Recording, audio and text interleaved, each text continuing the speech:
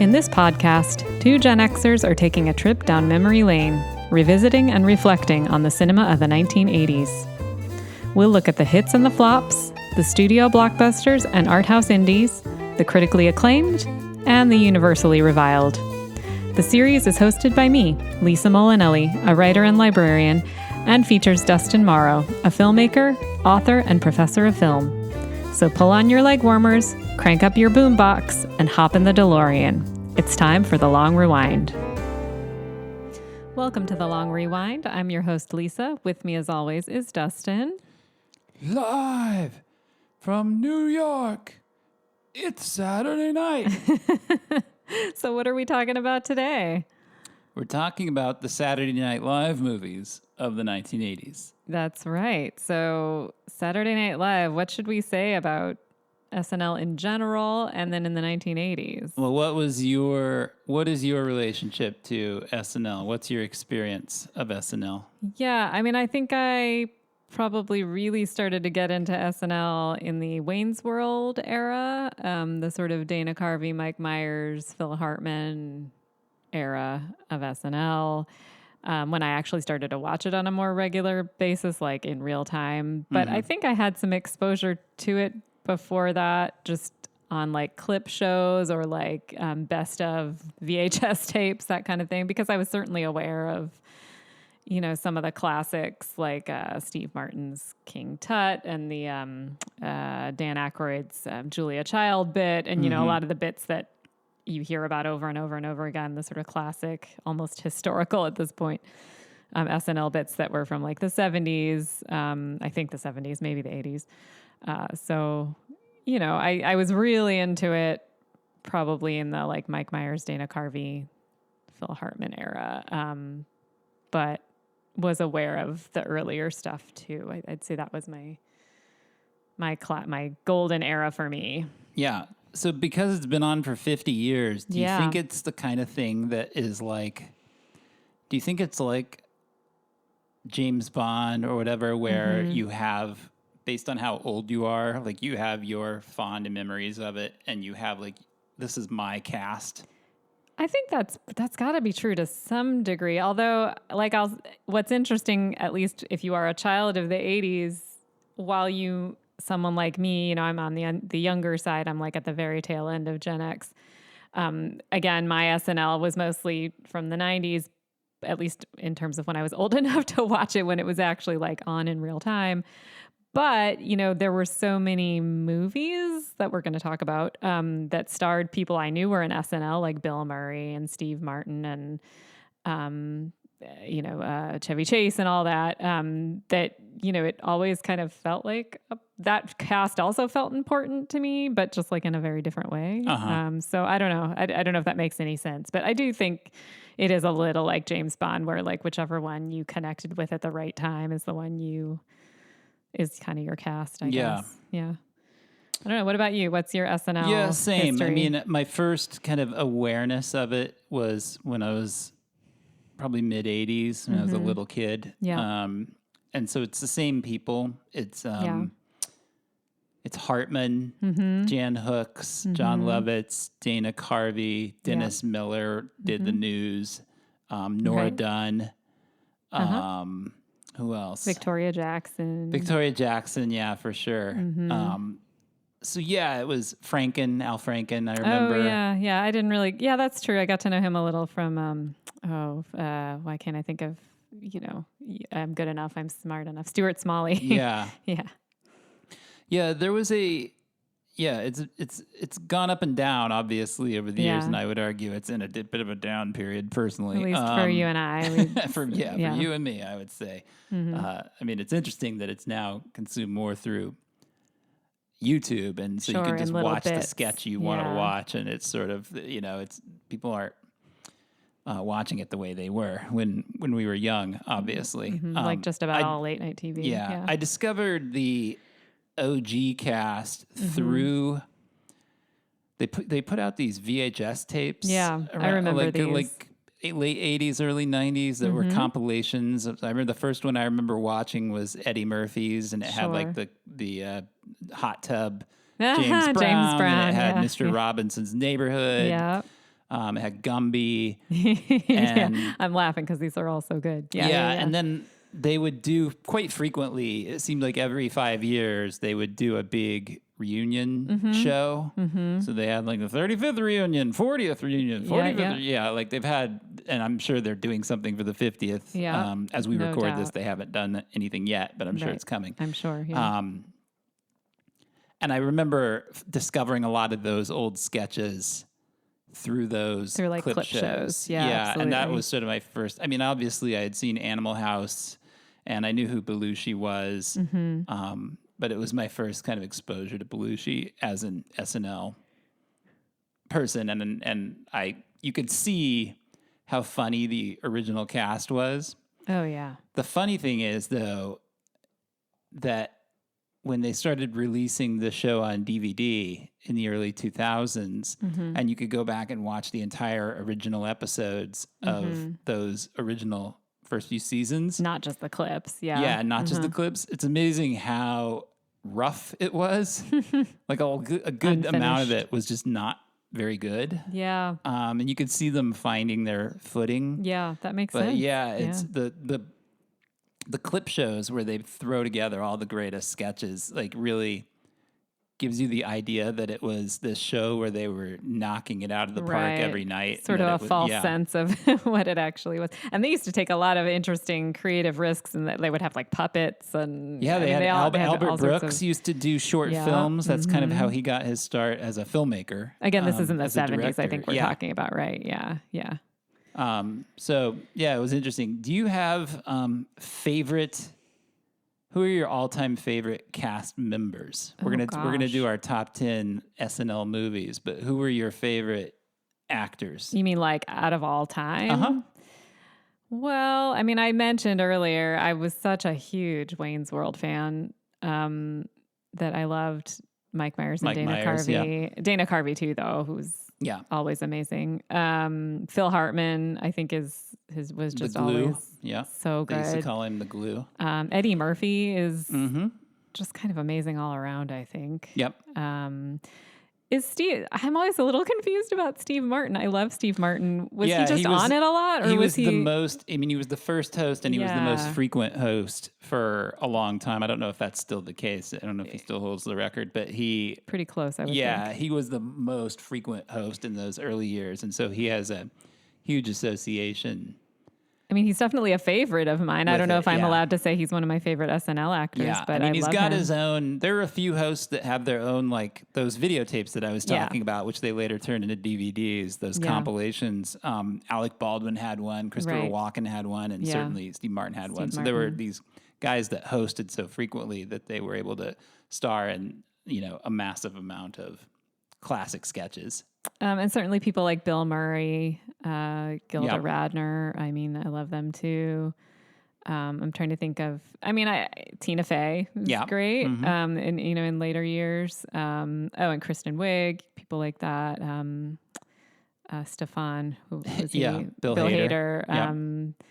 So if I'm thinking about later people, Will Ferrell, yes, of course, and Molly Shannon. I don't know. I guess those are. What about you? Have I met Dan Aykroyd? Dan Aykroyd's fantastic. Yeah, you've mentioned most of my favorites. I think what's funny about that show is that just because you're a funny actor or a funny film actor or a funny comedian doesn't necessarily mean you'll work on that show. That a lot of people have talked about this. And there are people who were on that show that were so funny, and then the moment you took them out of SNL, they were like floundering. Like their career just never really took off. But they were like, they couldn't have been more. I mean, and all of them have done fine, but like you look at how funny and how central to that show, for example, Dana Carvey. That's true. Dana Carvey, based on how centered he was in that era of that show, should have been the biggest star in the world as soon as he went into film. And he just never made a mark really as a film actor beyond doing Wayne's Garth, World. Right. Which was basically just like being on SNL in long form. Yeah. No, that's true. That's true of most of those guys, right? Yeah. I mean, it's rare that you get an Eddie Murphy or a Will Ferrell, who you just put them in a movie and the movie is sold. Right. That's most true. of them become these sort of like journeywoman, sort of supporting actors, who are very funny, like John Lovitz or these guys that just they show up in smaller parts and they steal a few scenes, but they're rarely going to be the lead. Oh yeah, in a big budget Hollywood movie. This makes me remember, although I think he's had a good career, but Tim Meadows Tim Meadows is a great example. He's so great. He's always working. He shows up all the time. And he's always great. Funny whenever you see him. He was so funny on the Goldbergs. Yes. But beyond Ladies Man, beyond a few, maybe not, that might be it actually. He's just not, you're not going to see him at the center of a movie. He's not going to sell the movie on his own. I remembered someone else who I think is great, although I don't associate him with SNL, although he was on, was Christopher Guest, who I think is just so great. He's fantastic, but I think his talents are more celebrated other places. So, and on the flip side, you have these other people that are good in other stuff, and then you put them in SNL and they seem to die. Like Absolutely. Sarah Silverman, Damon Wayans, Anthony Michael Hall, Robert Downey Jr. Yeah, Julia Louis-Dreyfus. Yeah, there's so many of these people that you would be like, wait, they were on SNL? Right. Like that's how little of an impact they made while they were on it. Michael McKean, I think, is hilarious. Oh, he's so good. Yeah. He was like, barely registered on screen when they put him on SNL. But we're talking about very talented people who went on to do great things, just not on SNL. Some of it, for some of those people, Joan Cusack's another one. Oh, gosh, yeah. For some of those people, they just had the bad luck of landing there at the wrong time. Right. The 80s wasn't... There was a year in the mid-80s where... I don't know if it was 1 year or 2 years, but there was a time where Lorne Michaels was gone. Right. And the head of like NBC, like the sports department, I think ended up taking over the show. Not exactly somebody that you would think would have like the greatest comic instincts. He took it in a real different direction. Yeah. Too, or and something. That was the era with like Julia Louis-Dreyfus, Robert Downey Jr., Anthony Michael Hall was on in that period. And it was just pretty bleak. That was mine. I've never seen that stuff, to be honest, but that's what I've heard. So few of those sketches will make like a clip show because they just weren't very good. Right. Yeah. The 80s seemed like kind of a weird, uneven time for SNL. Like a high, low, high, I guess, maybe. Yeah. Yeah, for sure. So what's interesting is we're going to talk about SNL movies of the 80s, and this could be, if we wanted to be really strict about it, a very short episode because there was only one. Well, when we need to give one official one. We need to give a definition of SNL movie, but yeah. So, the only official or the only movie that came out in the 80s that was based on an SNL sketch was The Blues Brothers, the 1980 John Landis movie. Mm-hmm. And I brought up a list, actually, of all of the movies ever made that were based on SNL sketches. And it's funny because it seemed like there were a million of them. There was a time like that, especially in the 90s and 2000s, maybe. The 90s, it felt like there was one every week. It seemed like. Right. But if you look at the full list, it's actually not that long. It's so short, I could just read it to you. Listen to this. This is it. So 80 is Blues Brothers. And then we don't get another one for 12 years. Yeah. We don't get another movie based on an SNL sketch for 12 years. So 92 is Wayne's World. Wayne's World, yeah. 93 is Coneheads and Wayne's World 2. 94 is It's Pat. Oh my gosh. Remember Pat? Yeah, I do. I didn't remember there was a movie. Wow. Talk about a sketch you couldn't do today. You could not. 95 was Stuart Saves His Family, oh my which God, was Stuart Al Smalley. Franken's Stuart Smalley character. Wow, yeah. And then 98 was Blues Brothers 2000. Okay. 98 was also A Night at the Roxbury with Will Ferrell and Chris Kattan as the club-going guys that dance to that "What Is Love?" Yeah. That song. Yep. 99 was Superstar. That was the Mary Catherine Gallagher Shannon. movie by Molly Shannon. I think Will Ferrell was also in that. Probably. 2000 was The Ladies' Man. Oh, wow. with Tim Meadows. Yeah. And then another decade, 2010, you get MacGruber. Oh my gosh. Wow. Okay. And then another, I think it's like, I don't have the year on this one, but it was recent. It's like 2023 or 2022. You get a movie from the Please Don't Destroy guys, who are those young writers that are on the show now. Okay. Called The Treasure of Foggy Mountain.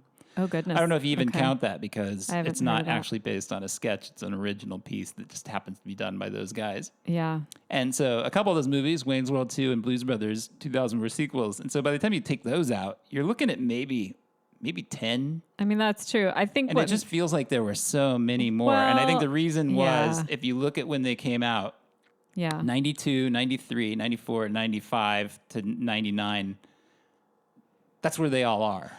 All those movies came out in that like 7-year gap between like 92 and 99. And I think what also makes it feel like more is that in my head, any huge Adam Sandler movie or Will Ferrell movie or whatever is like equated SNL with an SNL movie in my head, right? No, you're right. Like, and the 90s Happy and Gilmore 2000s or Billy Madison might as well be SNL sketches. They 100%. feel like sketches stretched out to the length of a movie. I mean, Anchorman, like anything that's got a real solid comedic character at the center, to me always feels like an SNL movie, if it's one of those guys or women, right, who's playing there the role. There is some kind of subtle difference here, though, in the sense that those movies, Anchorman, Happy Gilmore, by the SNL stars, those guys are old school. Like, they are better movies than almost any of these movies. Like that list you mean I just the read. SNL character movies. That list I just read to you, except for Wayne's World and the Blues Brothers, they all suck. Right. I mean, these are all bad. Coneheads, It's Pat, Stuart Saves His Family, Night at the Roxbury, Superstar, Ladies Man, MacGruber. These movies blow. I actually haven't really seen any of them except for Blues Brothers and Wayne's World. I've seen all of them, and they're awful. Okay, I believe you. Yeah. Yeah, and so there is, even though I would say that something like Anchorman looks like an SNL sketch, like the fact that it was conceived to be a film like shows you that it really makes a difference, because the rest of these movies seem like exactly what they are, which is they had 4 minutes of material and they tried to make 90 minutes out of it. Yeah. Barb and Star, that's another one that feels like Barb an SNL and Star movie. totally feels like an but SNL it's movie. Not. Yeah. So very, very funny. I mean, I think that's probably true. But all I'm saying is that, like, in my mind, that's why it feels like there's so many more SNL movies, because there's these huge blockbusters with these SNL men or women at the helm, and their characters, they're these really solid comedic characters, but it's not an SNL sketch. Even though in your head you kind of think it is. Yeah. Yep. So what we'll do when we do our top 10 in a moment is we're looking at movies. I mean, I don't know I didn't give you any kind of framing on how to approach this, but I can tell you what I did when I made my top 10. Yep. I thought, not so much does this feel like a movie from SNL, but like, is the SNL actor, is the movie built around them, and do they seem central to the movie's success? Oh, interesting. Like how much of, for example, Beverly Hills Cop is on my list. Of course. So it's very high on my list. And the reason, and Beverly Hills Cop doesn't feel anything like an SNL sketch to me. No, that's true. But the question I was asking is the SNL actor who's at the center of this movie, how key are they to the success of the movie? And that movie is nothing without Eddie Murphy. He's the whole movie. Yeah. He's the only reason that movie is good, and the whole reason that movie is amazing, right? Like, yeah, that's true. Well, that's interesting. Most of my criteria was like, do I think this is a great movie? Do I think it's funny? Would I watch it again? I mean, that's my usual criteria, to be honest. So I guess I wasn't. Yeah, I just wanted to explain mine, because otherwise it will seem confusing. Because I, for example, have a couple movies above Beverly Hills Cop that I don't think are anywhere near as good as Beverly Hills Cop. But, interesting. But okay.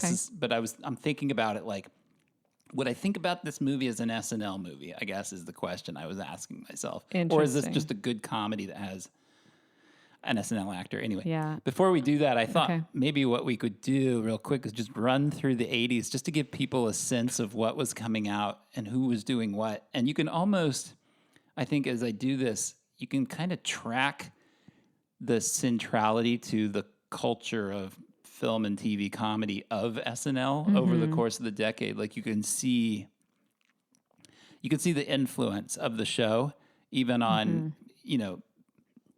Blues Brothers was the only SNL sketch that became a movie, but you can see what was being made in the 80s in terms of comedy. Yeah. Very much derived from the kind of comedy that SNL was doing. I mean, boy, think about it. 50 years SNL has been this like very strong influence on comedic movies. Yeah. That's pretty I mean, wild. a lot of the biggest comedy stars of the last 50 years, most of them, in fact, really came out of it's wild. SNL. Even ones like Billy Crystal, Christopher Guest, even guys you don't really necessarily think of SNL but they're first huge, when you hear right? their names. Like Big that's influence. where they started. I mean, it's only like Jim Carrey, I guess, would be the biggest example of a comedy superstar who had no. He came out of sketch comedy, just he did not come SNL. out. Yeah, he still came out of sketch comedy. It was in Living just a Color. different show. Mm-hmm. Yeah. Yep. So anyway, 80 has the Blues Brothers, which of course is Aykroyd and Belushi. Mm-hmm. It also has Caddyshack, which is stacked. It has Chevy Chase, Bill Murray, Brian Doyle Murray, who was an SNL writer and is Bill Murray's brother. Yep. And Lorraine Newman does a cameo. Mm-hmm. Gilda Live, Gilda Radner's concert movie. Okay. And then there's a movie called Foxes, which is a drama that Randy Quaid shows up in. And then Lorraine Newman does a movie called Holy Moses. So that's 1980. Okay. 81, we get Stripes with Bill Murray. We get John Candy's in that. He's a very frequent host. He also comes out of sketch comedy, not SNL, but SCTV, of course. Mm-hmm. And Brian Doyle Murray's in that again. He worked with his brother a lot. You get Neighbors, which is a dark comedy with Belushi and Aykroyd. Their second teaming as feature film partners. You get Continental Divide, which is a movie I've sung the praises it's a great movie. Before on this show. It's a romantic comedy with Belushi doing some real acting and kind of stepping outside of his kind of goofball persona for the first time. Yeah. You get the incredibly weird alleged comedy Under the Rainbow with Chevy Chase, where he plays it's set behind the scenes of Wizard of Oz, and he's wrangling the Munchkins. Oh, wow. It's him and Carrie Fisher. Oh. It's terrible. What a you get a very idea. weird movie called Heartbeeps, which is an Andy Kaufman movie, but Randy Quaid's in it, so I mentioned it here. And you get Halloween 2, which is Dana Carvey's one of his first movies. He has a very small part in that. Weird. I didn't remember that at all. Yeah. It's wild. In 82, you get It Came From Hollywood, which is a collection of clips and trailers from old sci-fi and monster movies. It's actually kind of fun. It's hosted by Aykroyd, Radner, John Candy, and Cheech Marin, who was also a regular host. Frequent host. Okay. Yeah. National Lampoon's Class Reunion, which is a terrible movie, but Garrett Graham and Tim Kazurinsky are in that. Dead Men Don't Wear Plaid, which is full of cameos from SNL alums and stars, of course, Steve Martin, who is a regular host. Hanky Panky, which is a Gilda Radner comedy with her husband, Gene Wilder. Gene Wilder. Mm-hmm. And you get 48 Hours, which is Eddie Murphy's debut as an actor. 83, you get Trading Places. That's Murphy and Aykroyd. Mm-hmm. You get Vacation. That's Chevy Chase, Brian Doyle Murray, Randy Quaid, and Anthony Michael Hall. So you have 4 SNL alums in that movie. Anthony Michael Hall is one of those people I always forget was on it was on. He was very young. I think he was the youngest SNL member at the time ever. I think he was like 18. Oh, geez. Wow. Dr. Detroit, which is Aykroyd. Mm-hmm. Twilight Zone, also Aykroyd. Easy Money, which was a Rodney Dangerfield movie with Joe Piscopo, who is one of those SNL stars forgotten to time, but he was huge on SNL. Yeah, he was. I remember. Mm-hmm. And this is Spinal Tap, which is, of course, Christopher Guest and Harry Shearer, two guys who I think are sometimes also people forget that they were SNL guys. Well, and Michael McKean, too, you said. And Michael McKean, him. He did it later, much later. He was in the 90s. But But still, But still, he's an SNL guy. And Dana Carvey's in it, too. Mm-hmm. 84, you get Ghostbusters, so Aykroyd and Murray. Lorraine Newman's in that, too. Eddie Murphy and Damon Wayans in Beverly Hills Cop. Mm-hmm. Joan Cusack and Anthony Michael Hall in 16 Candles. Mm-hmm. Another movie you would never think of as an SNL movie, but there they are. Yeah. Johnny Dangerously, which is Joe Piscopo and Michael Keaton, who's a frequent host. Mm-hmm. And The Woman in Red, which is another Gilda Radner, Gene Wilder comedy. Right. 85, you get Spies Like Us, Jason Aykroyd, Fletch. National Lampoon's European Vacation, The Wraith, which is a supernatural car movie with Randy Quaid. Yeah. Something I've never heard of called Movers and Shakers that Gilda Radner was in. And Michael McKean does Clue. Woohoo. Yeah. 86, you get Three Amigos. That's Chase, Martin Short, who's a future cast member, and John Lovitz has a cameo. Lovitz is a supporting player in Jumpin' Jack Flash. I mean, Steve Martin is in it too, who's frequent host. Club Paradise, which has Robin Duke and Mary Gross, two cast members you've probably forgotten about. Although you shouldn't forget about Mary Gross because she was hilarious. Yeah, she was. Tough Guys has Dana Carvey. Haunted Honeymoon, another Gilda Radner, Gene Wilder movie. Wise Guys, which is a De Palma comedy with Joe Piscopo. And Running Scared with Billy Crystal. 87, Beverly Hills Cop, Eddie Murphy. 2. Hollywood Shuffle, Damon Wayans. Dragnet, Dan Aykroyd. Couch Trip, again, Dan Aykroyd. Date with an Angel has a bunch of cameos by SNL alums. I saw that movie, and I don't remember any SNL person in it. Don't remember The it. Pickup Artist has Victoria Jackson in a small part, as well as Baby Boom does too. Princess Bride has Billy Crystal and Christopher Guest. And Throw Mama from the Train is Billy Crystal. You can see how there's more and more of these movies as the decade goes on. Yeah. Get a load of this. 88 Okay. has 17 movies. I'm not even going to read who's in. I'm just going to read you the movies Okay. because there's so many of them.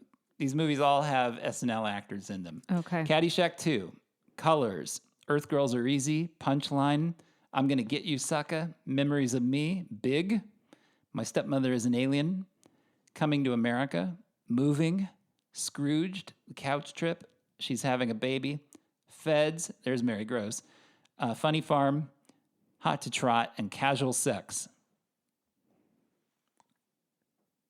That's 88. Yeah, that's a huge Yeah. number of movies. And It's a then lot of finally, movies. 89 has Ghostbusters 2, The Burbs, Harlem Nights, Fletch Lives, UHF, which has Victoria Jackson.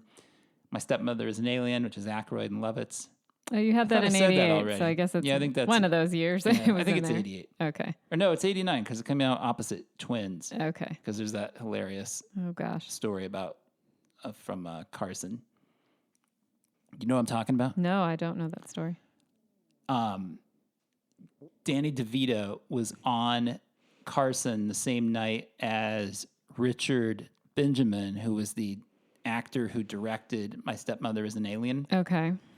And so Twins and My Stepmother's an Alien were coming out the same day, which was that next day. It was like a Thursday night they were on together. I'll never forget this. I saw this when it aired live Oh, wow. Okay. as a kid. Okay. And they were just at each other's throats. It was a really Wow. nasty exchange of like whose movie is going to do better.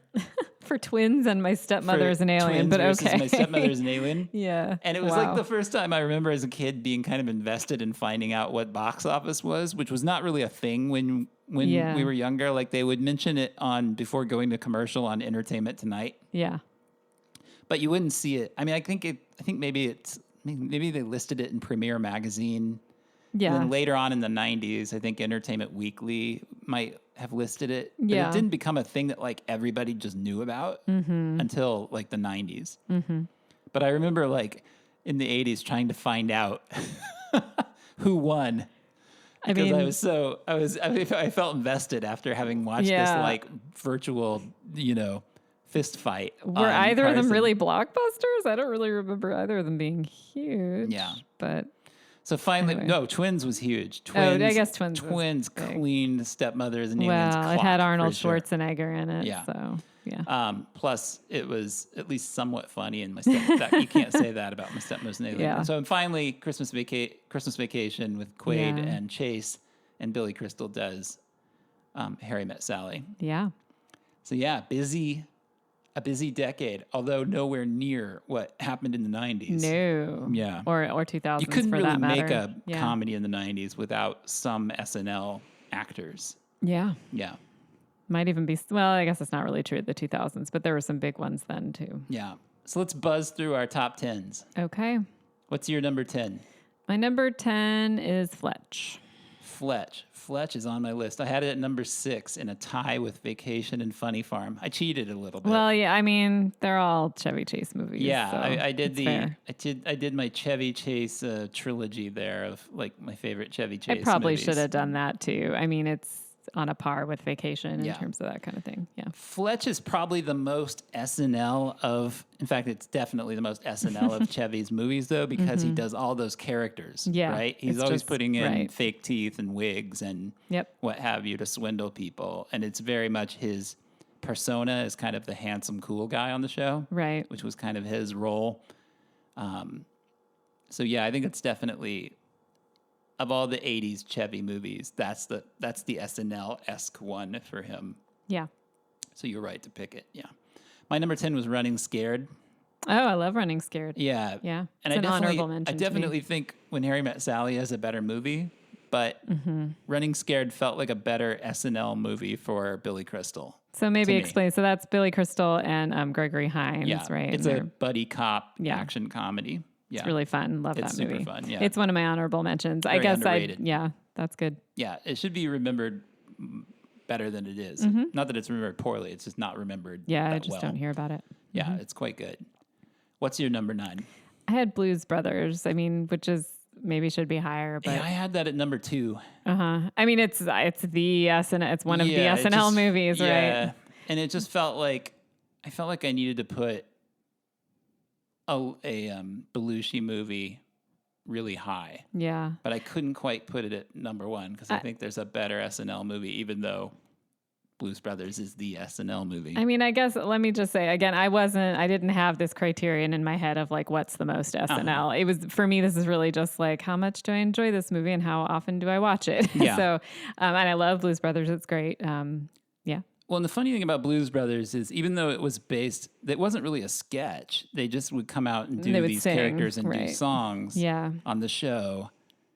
So all the comedy around it's kind of developed in the movie, I guess, totally. which is weird. Yeah, it's funny. I think people probably, when you think of the Blues Brothers, you probably remember the movie more than you ever would think of the sketch. And I'm not sure that's true for any of the 90s sketch movies that I read earlier. No. The other thing about it is I think it feels almost more like a Landis movie.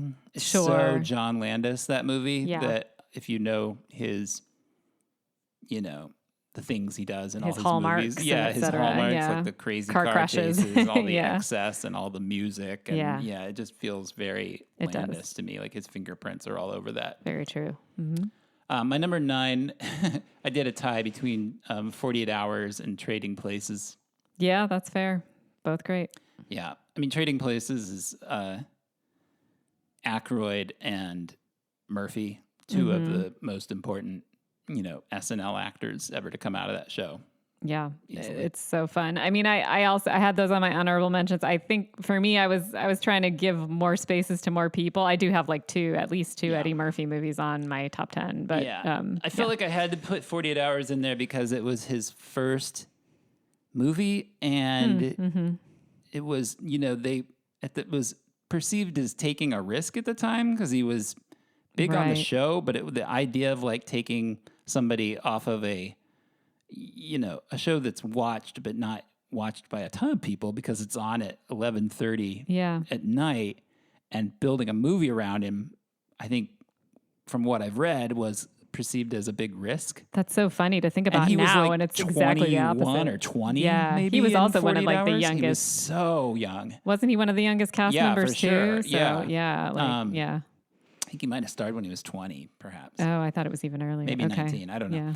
Yeah. But yeah, he's super young in it, and he just explodes off the screen, and he's so good. I mean, I think his persona was perfected in Beverly Hills Cop as a movie star, but he comes out of the gate. It's got to be one of those confident premiere performances by a comedian in any movie, right? He's just a master. He's movie. Great. He blows Nick Nolte off the screen. Yeah, he's amazing. Yeah, absolutely. What's your number 8?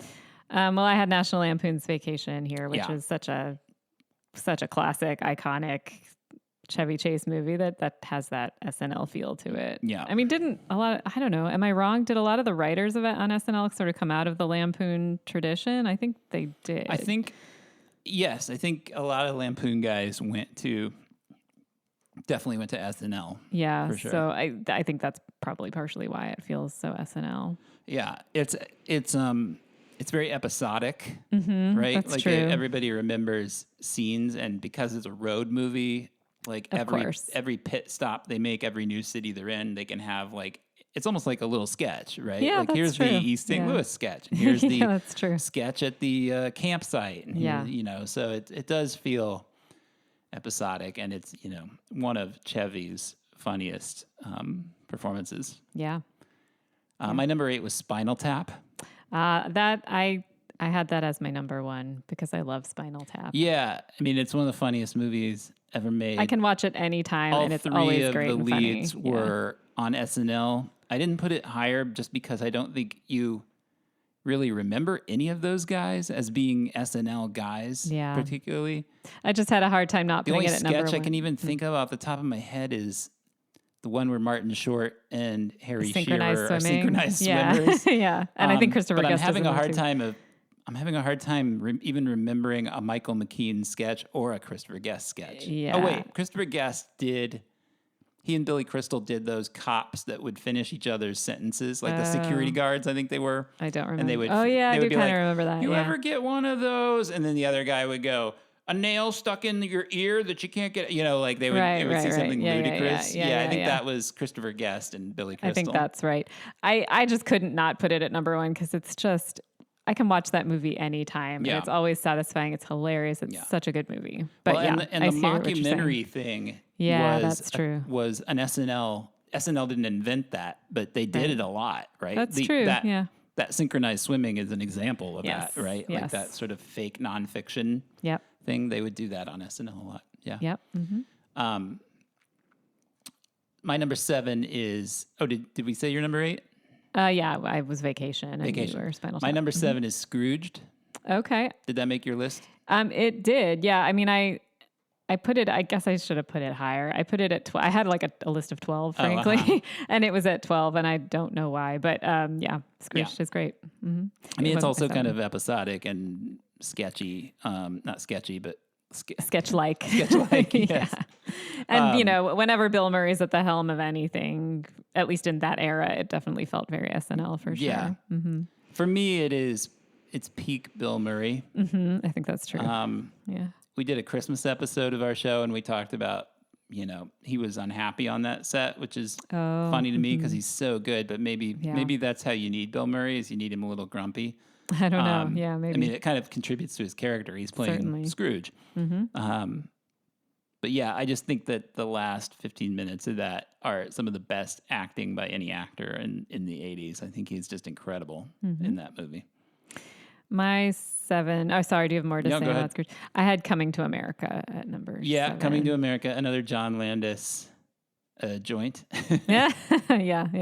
I love Coming to America. It always makes me laugh. It's always fun, and I love Eddie Murphy. So and SNL-esque in the sense that Eddie and Arsenio are both doing many different characters, which became a thing for them in their, or especially for Murphy. He did all those Nutty Professor movies, but playing a bunch of different characters, not just the one. Yep. Yeah, definitely. Mm-hmm. My 6 was that triumvirate of Chevy Chase movies. What's your number 6? Well, my 6 definitely violates your criteria. I had When Harry Met Sally because I love it. It's so great. It's such a great movie, and so lovable, and I love watching it. Again, most of my criteria is like, how often do I like to watch these things? And so, but I realize that violates your criteria of how it doesn't feel SNL at all. You use different criteria, and that's totally cool. But it doesn't. It has almost no connection except for Billy Crystal to that SNL feel. But but a great movie. It's a great movie. Yeah. My number 5 was Three Amigos. I had Three Amigos at number 3. Yeah. I love Three Amigos. It's so funny. Well, again, it's the three guys are 3 SNL guys, right? Yeah. A frequent host in Steve Martin, and then Chevy Chase was an OG member, and Martin Short.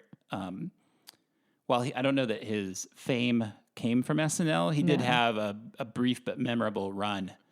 And he was big in sketch comedy in general. He might have only been on it for a year. Oh, is that right? Yeah. He did Ed Grimley. Like he had some characters that do make the best of real. Well, he's pretty masterful at sketch comedy. I mean, he did his time in SCTV also, for sure. So he fits in there. Yeah, and it's the only film on our list that I think is connected to Lorne Michaels, who Oh, is that co-wrote right? it. Yeah. I mean, he was. The writers were Steve Martin, Lorne Michaels, and Randy Newman, Okay. of all Because people. like Lauren is super connected to all the movies probably Yeah. from the 90s and beyond. But that's interesting. The only one. Yeah. Yeah. So it feels like it probably should have been higher on my list because that one really does feel like an SNL sketch in some ways. And boy, it's one that, I mean, pretty much all of these movies that are on my list, I can put them in anytime. I'm always in the mood for all of these movies. Like they're funny, they're great. Yeah. Yeah. It's so good. Yeah. Three Amigos is probably the funniest movie on my top 10. Yeah, that's probably right. Say. Just in terms of what movie made me laugh harder. The like first pound time for I saw pound. it. Yeah. What's your number 4? I had Beverly Hills Cop at number 4. I had Ghostbusters. Okay, I had that at number 2. Which it just seems like a key seminal movie, and it's feels like it also could be a sketch. But Murray and Aykroyd, especially Aykroyd, Ghostbusters is Aykroyd's movie. Really, like he wrote it, Okay, and his interests as a person beyond entertainment are all over that movie, right? Because he hosts all those like paranormal TV shows. Oh gosh, I didn't know that. Yeah, he's very into like psychics and UFOs and ghosts, and that's so funny. That's all. That movie just feels like an Aykroyd movie to me, even though I'm sure most people remember Bill Murray. I didn't know about his interest in the paranormal. That's so funny. Yeah. That to me is not only a great movie in so many ways and very funny. It just feels like it's so many SNL guys, I guess. Yeah, it was my number 2. Yeah. Mm-hmm.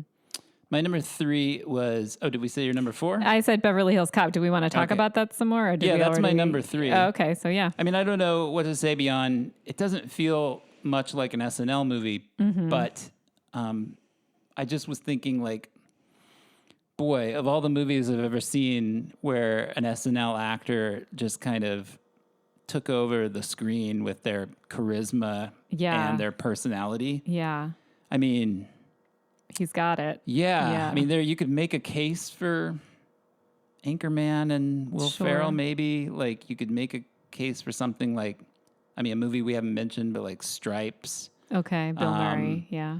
But for me, it's that one. I mean, it's just, he's so good in that movie. It's so, for as big as it was and as famous as he became for it, I think if you look at the movie itself, like he's actually underrated in terms of what he's doing. It's so true. Yeah. Yeah. He's a delight to watch in that movie in so many ways. Yeah. He's not just funny. He seems like a real police officer. Yeah. He's like doing real acting along with being hilarious. The degree to which he takes the case seriously is so interesting, and it could have easily not been that. Yeah. He's also just, this is a low level thing, but he's so charming in that movie. Like he just charms you to heck. He's really good. So did we get your number 3? I was Three Amigos for number 3. So I was Blues Brothers at number 2. What were you at number 2? I was Ghostbusters at number 2. Ghostbusters number 2. Okay. And my number 1 was Caddyshack. Of course. That makes sense. It just feels like a Saturday Night Live movie to me, even though it was not based on an SNL sketch. It just feels like it leaped onto the screen wholly formed. It's even got a puppet, show. Which SNL sometimes did. So not that that's a big deal, but and it was I think it's the only movie with Chase and Murray together, and those two guys, along with Belushi, I guess, and Aykroyd were the big names to come out of that show at the beginning. OG, absolutely. The OG guys, and the story is actually that in the script, there was no scene between those two characters. Right. But then, and I think they started maybe even developing that movie before SNL came on. And SNL became such an instant big hit that they were like, well, we've got to have something between these two have to interact. Chase and Murray. And so they just improv'd that whole interaction. If you watch that scene, like it has no narrative value whatsoever. It doesn't do anything. But I'm not totally remembering what it even even funny. Was. But they're both very, very funny in that movie. It's hilarious. And everybody else. There's a lot of other sort of undersung people in that movie too. Brian like Ted Doyle Knight Murray's great in it. It's really broad. Yes. Really cartoonish. And kind of there's a lot of anarchy and a lot of like us versus the snobby elites. And that was very much a part, I think, of the kind of ragtag element of, I mean, that's not there at all anymore, No. but the early SNL, where they didn't have much of a budget and people weren't sure whether this was going to work and nobody really knew what they were doing. And, it was, I think there was definitely kind of an us against them, the cool kids versus the stuffy network. All of that stuff. And all of that is Anarchy, there in Caddyshack, which is definitely like a class warfare comedy. I think you're right to rank that so highly, and it is a very quintessential SNL movie without actually being anything that came out of SNL except for the people. Yeah. It's also just holds up. It's just funny as hell. It's so funny. Yeah. I mean, I could quote it all day. It's just such a funny movie. It's got to be the funniest, sports movie ever. Yeah. Made. So what was your number one? Mine was Spinal Tap, which I think is also endlessly quotable, frankly. Like, for sure. Yeah. Super quotable movie. This one goes to 11. I mean, we could sit here all day and trading. I have a feeling there are things lines. that come out of Spinal Tap, lines that come out of Spinal Tap that people use that they don't even realize. Like the 11 thing, I bet there are people who use that don't even know it comes from Spinal Tap. Yeah. So, yeah. Do you think that there could be another... Do you think SNL could ever have the sort of cultural import again that it had in that 80s, 90s era? I guess never say never, because I've seen it. You and I have both. We're not old, but we're old enough to have seen it go through a lot of different iterations and rise and fall a little bit. So never say never, but it doesn't feel like it right now. I wonder if it feels like it's kind of coasting on resting on its laurels. Oh, for sure. And has been for a long time. But yeah. And I wonder if the way that it is consumed has changed. It can't be a water cooler show anymore, really, in a way, though, right? Because I think most people will probably watch that show through YouTube. I mean, I think some things break out and have their moment, like David Pumpkins. Yeah, David Pumpkins. More recently with the Tom Hanks sketch. I'm not thinking of other ones more recently, but although that was like 10 years ago. No, it wasn't 10 years ago. That was like 2016. Okay. It was a longish time ago, but I'm just saying, like, there were times in the YouTube era, I would say that a few things like broke out. But you're right. More like after that, I can't think of anything. Yeah. So I mean, in some ways, you would think like maybe it would be easier because it's easier for things to go viral. Yeah. So it's weird. But I also wonder if there's so many people, everybody but your cousin and your neighbor are doing sketch comedy on YouTube. I guess so. Yeah. I just wonder if there's a bit more of a flooded marketplace. I don't know. And also just I think the writing is, like, it really makes a difference. It doesn't matter how good your cast is. It's the writing staff behind the scenes. Yeah. And you can definitely see that ebb and flow. Like, you can see the Tina Fey era. And you can, if you look at the Tina Fey era and you look at who broke out from that era, it was Amy Poehler. It was Maya Rudolph. It was Kristen Wiig. And it's like, oh, what a shock. Like Jimmy Fallon. All these women for the first time true. Yeah, coming out of an era where they finally appointed a woman as head writer, and she happens to be like a comedy genius. Yeah. So, yeah, I mean, I think, I guess that's an era I'm thinking of as, like, I thought it was really kind of not that great for a while, and then all of a sudden the Tina Fey era felt like a bit of a resurrection. So I guess I'm just saying, like, you never know. It does happen, but it does feel a little more. It'll be interesting to see how it'll change when Lorne Michaels finally retires. Yeah, I've always wondered about that. And, like, who will they get? Will it be like Colin Jost or Seth Meyers? Like, who's going to take over that show? That's a good question. And are they going to try and do the Lorne Michaels, keep his ethic and whatnot? Yeah, his sort of approach to it, or are they going to try and turn it into something else?